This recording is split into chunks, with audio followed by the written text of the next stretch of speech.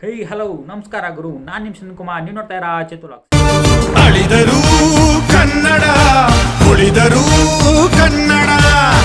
ಎಲ್ಲರೂ ಹೆಂಗಿದೆ ಸ್ನೇಹಿತರೆ? ಅದು ಚೆನ್ನಾಗಿದೆ ಅನ್ಕೊಂತೀನಿ. ಬನ್ನಿ ವಿಷಯ ಸ್ನೇಹಿತರೆ, ಸುಮ್ಮನೆ ಲ್ಯಾಗ್ ಆಗಿ ಎಲ್ಲ ಏನು ಹೇಳಕ್ ಹೋಗಲ್ಲ. What are you saying? What are you saying? What is he saying? ನಿಮಗೆ ಡೈಲಿ ವ್ಲಾಗ್ಸ್ ಮಾಡಬೇಕು ಅಂತ ಅನ್ಕೊಂಡಿದ್ದೀನಿ. ಸೊ ಮಾಡೋಣ, ಹೊಸ ಪ್ರಯತ್ನ. Wow beautiful. ಸೊ ನಾನು ಡೈಲಿ ವ್ಲಾಗ್ಸ್ ಮಾಡಿ ನಿಮ್ಗೆ ಇಷ್ಟ ಆಗುತ್ತಾ ಆಗಲ್ಲ ನನಗೆ ಅದು ಗೊತ್ತಿಲ್ಲ. ಕಮೆಂಟ್ ಮೂಲಕ ತಿಳಿಸಿ ಇನ್ಮೇಲೆ ಡೈಲಿ ವ್ಲಾಗ್ಸ್ ಮಾಡೋದಾ ಬೇಡವಾ ಅಂತ.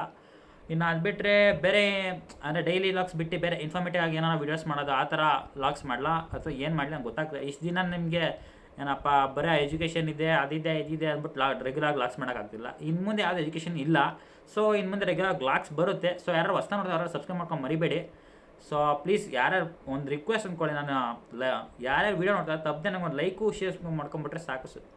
ಅರ್ಧ ನನಗೆ ಏನಪ್ಪ ಹೆಲ್ಪ್ ಆಗುತ್ತೆ ನೀವು ಹಂಗೆ ಮಾಡೋದ್ರಿಂದ.